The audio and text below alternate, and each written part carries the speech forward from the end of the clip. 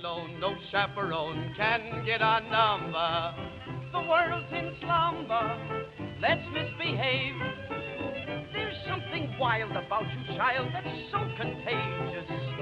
Let's be outrageous, let's misbehave. First introduced today is film and fashion historian and author Kimberly Truhler. She is the founder of GlamAmour.com. Ms. Truhler has contributed to TCM, the National Film Registry, the BBC, Elle Magazine, the Fashion Institute of Design and Merchandising, the CNN series American Style, the Encyclopedia of Film and Television Costume Design, and American Cinematique. And Ms. Truhler has taught history of fashion and film at Woodbury University.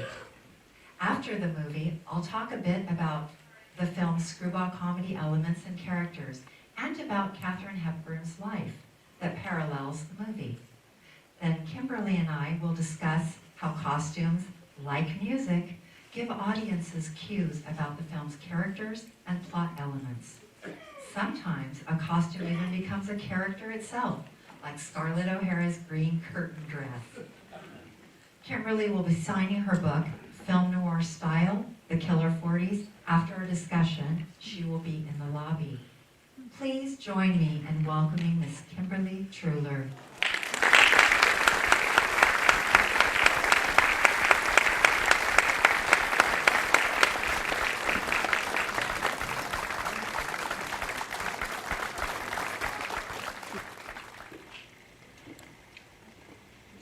Hello, everyone. Thanks for coming today to see Holiday. I'm so excited to be with you to celebrate this incredible film. And I'm here to share an element of the film that you might not have considered before, the costume design. So we're going to look at the elevation and escapism that comes via the costume design in Holiday. So let's start with the elevation.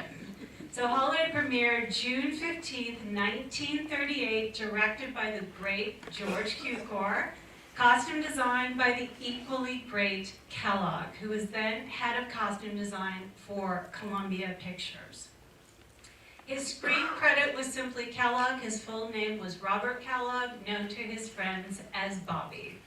And something I need you to know is that he was one of the great fashion designers of this time before he became a costume designer in Hollywood.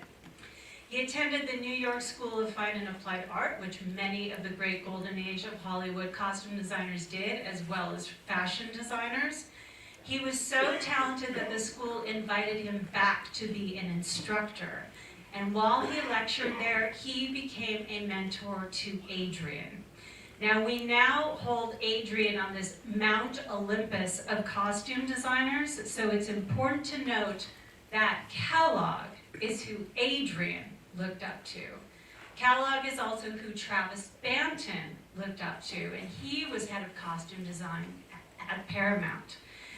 Kalloch was a talent from a very early age. At only 18, he designed a ballet for Anna Pavlova, and then he entered the world of couture. First at the Lucille Couturier, which was an internationally renowned couturier. He worked at each of its locations, London, Paris, New York City.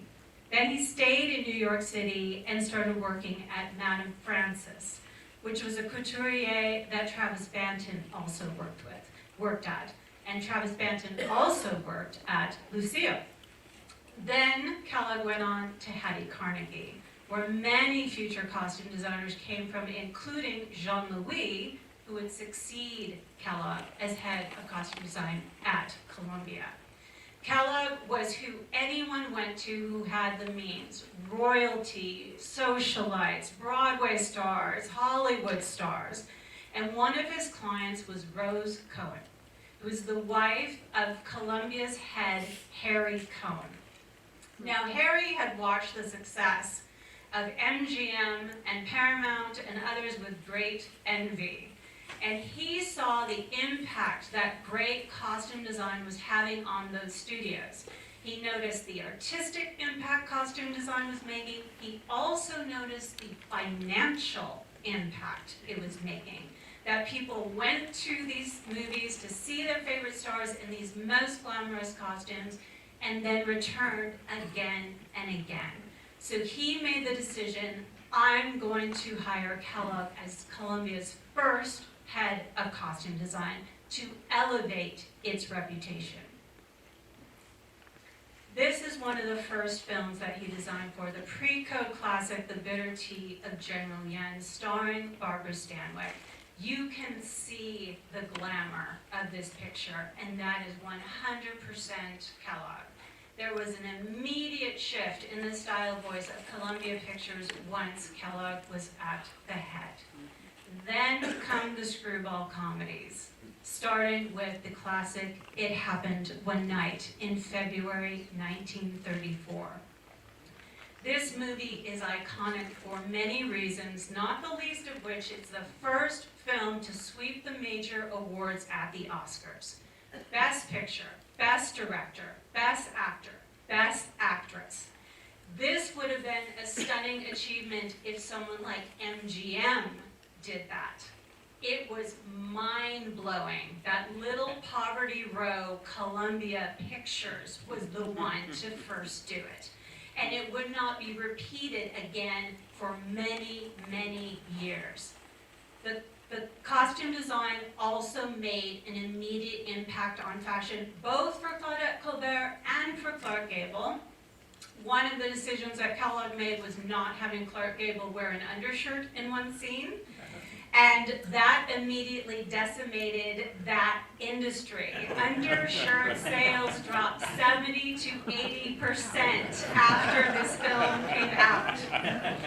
And this remains one of the most influential films on fashion to this day. I include it in the 50 most influential films on fashion.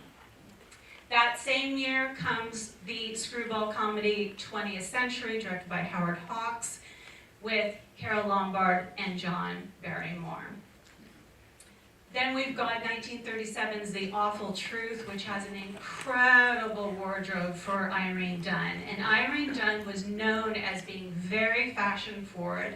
In fact, she was an advocate of many fashion designers before they made the transition to being costume designers. She was very involved in fashion. And then the last Kalloch Screwball comedy I'll highlight is His Girl Friday. This too I include in the 50 most influential films on fashion, both then and now. And this movie essentially only has 2 costumes for Rosalind Russell, and is mostly iconic because of that pinstripe suit that she wears. I don't know a woman who doesn't have this in her career wardrobe at one point or another. Now let's shift gears and talk a little bit about Katherine Hepburn. So we're going to start here. February 1938, the iconic Screwball comedy, Bringing Up Baby. Not with costume design by Kalloch, costume design by Howard Greer. But we love this picture today. We all hold it in such high regard, but at the time, this was not a hit with audiences or critics. And this was on the heels of several movies that did not do well financially, starring Katherine Hepburn. As a result, she was put on this list called Box Office Poison. The Independent Theater Owners Association took out this 2-page spread and identified several actors and actresses that they said audiences no longer were paying to see them in movies any longer. Now we can go through it and dissect that. Of course, Marlene Dietrich still had a career. Of course, Joan Crawford's about to win an Oscar for Mildred Pierce. So it's an utterly ridiculous list. But what's interesting is that Katherine Hepburn is on it, and the picture they chose of her is for Holiday, which had not yet come out. Holiday was originally a Broadway play in 1928, written by Philip Barry. Philip Barry and Katherine Hepburn would become very close friends and collaborators. But at this point in Katherine Hepburn's career, she was but a mere understudy. Philip Barry had written it for Ayres Hope Williams, and Hope Williams had taken Broadway by storm. She had an easy, carefree manner about her. She was often described as being boyish and girlish at the same time. And for any of you who have seen All About Eve, and the way that Eve studies Margot Channing, that is what Katherine Hepburn did with Hope Williams. In fact, in Hope Williams' obituary, Katherine Hepburn basically said, "I stole everything from Hope Williams." Katherine Hepburn only went on one time in this production of Holiday and was a flop. Because the problem was she didn't have enough experience, and she went on stage acting like Hope Williams, acting like Linda Seaton, and it was a complete fail.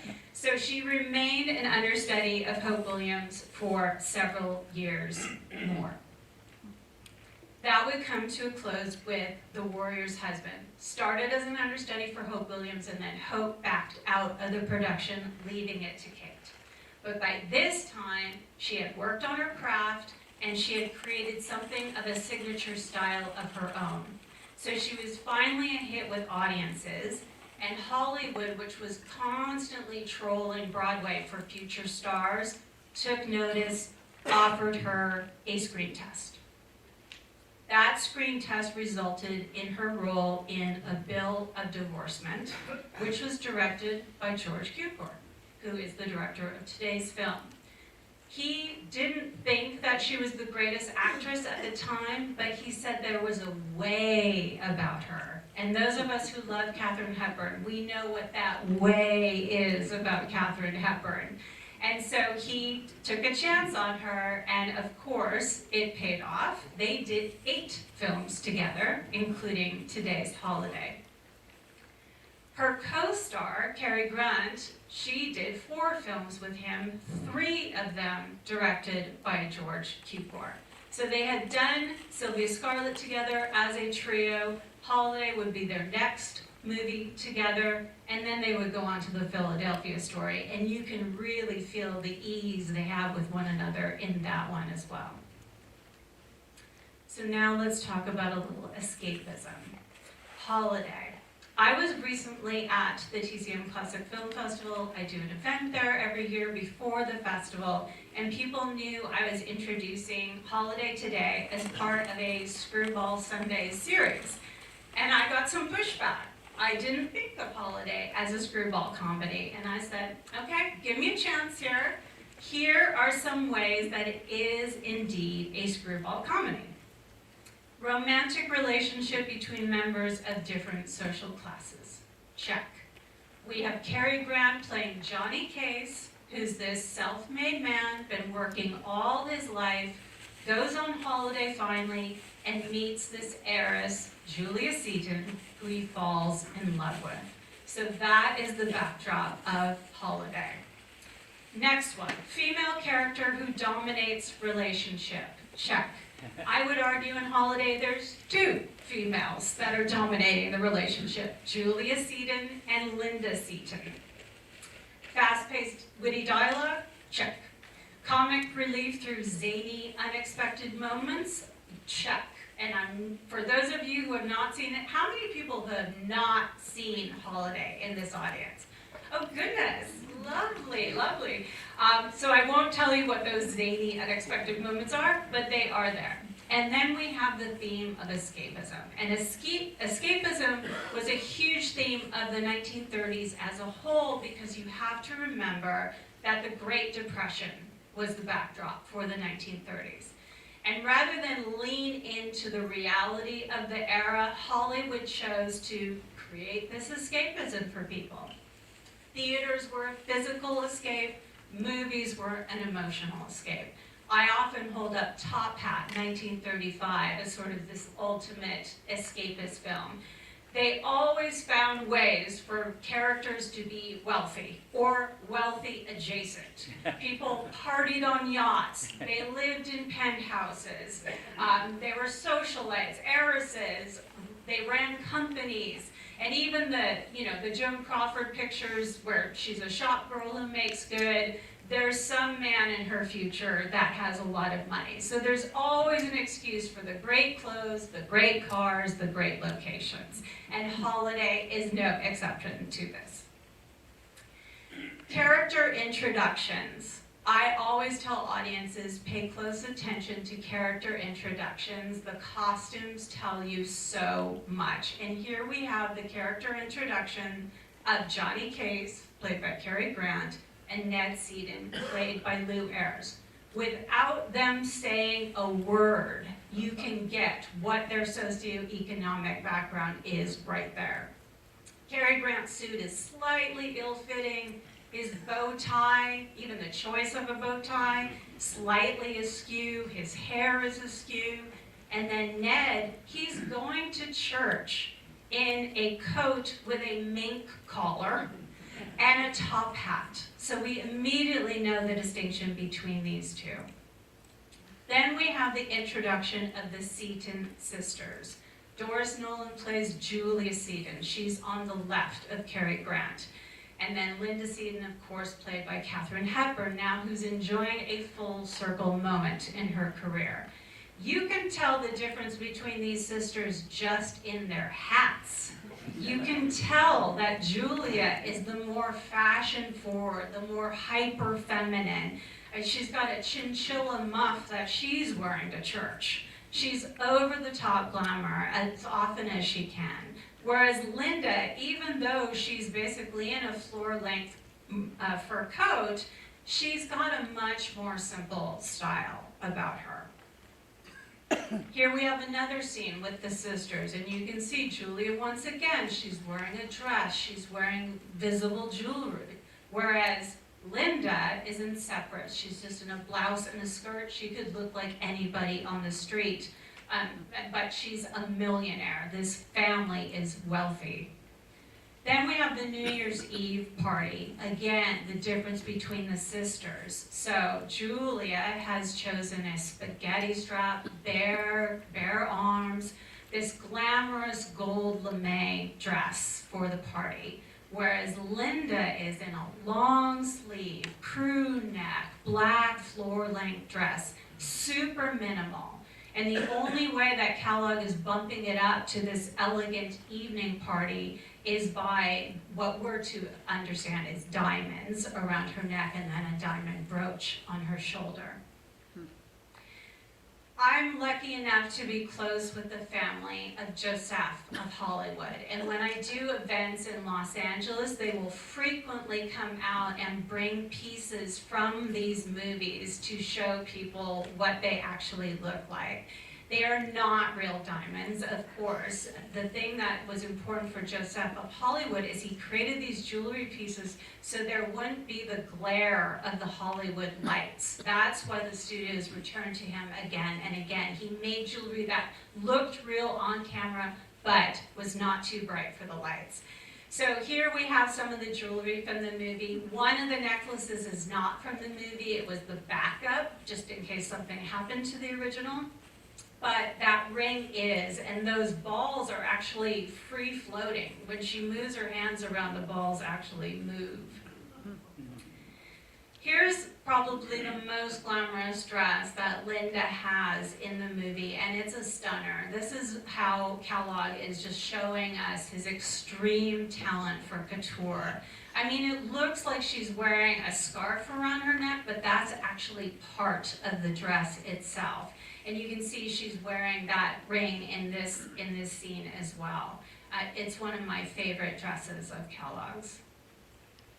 And what's interesting is the further that the movie goes along, it's almost the more the characters come out in their costumes. So this is towards the end of the movie. And you can see, once again, Julia in this hyper-feminine sheer sleeve. She's practically wearing a basket of flowers around her neck there. Whereas Linda now has really dialed back the wealth. She's really looking much more plain, and this is her comfort level. And in fact, she looks right at home with Johnny Case's best friends, Professor Nick and Susan Potter, played by the great Edward Everett Horton and Jean Dixon. She seems right at home with this sort of chosen family. let's look at the ongoing influence ever so briefly. It's always interesting to me to see which costumes catch the public's imagination both then and now. Which are the ones that people return to again and again. And this is the costume from this movie that comes out in fashion. And I have to say, it's really hard to design minimal well. It's really hard even in real life. It's even more hard when it's for the screen, because things have to be more dramatic to come across to audiences. So the fact that he was able to design something that has this form and fit that captures your attention is really incredible. And you'll see examples of it again and again and again, and sometimes they're styled just like the one from the picture, like I am doing today, because it's just so influential. Holiday did not win any Oscars, but it was nominated for Best Art Direction, and rightfully so. I mean, it was a play, so you're talking about basically a single location, and how do you make that interesting? They did better than that. It's not just interesting. You really feel like you're in a mansion with an elevator in this movie. And the fact that they were able to craft this separate playroom for the characters as well is just, it's wonderful. Unfortunately, Holiday was not the hit that Katherine Hepburn, George Cukor, and Cary Grant expected it to be, and obviously hoped it would be. So the box office poison label stayed put, and that really pissed Katherine Hepburn off. So she said, bye-bye Hollywood, went back to her family home in Connecticut to recharge and regroup. And by this time, she was very close friends with Philip Barry, and they collaborated on what would become the play, The Philadelphia Story, which was a huge hit for over a year and became a huge hit movie as well. Once again, regrouping, Cary Grant, George Cukor. It has great screwball moments of its own. I made sure to include one of the opening scenes. And this was a hit. And it's sort of like, this is the before and after line for Katherine Hepburn's career. Before Philadelphia Story, box office poison. After it, she's a 4-time Oscar winner for Best Actress. But it all starts with our movie today. So I hope you enjoy it. We're all alone, no chaperone can get our number. The world's in slumber, let's misbehave.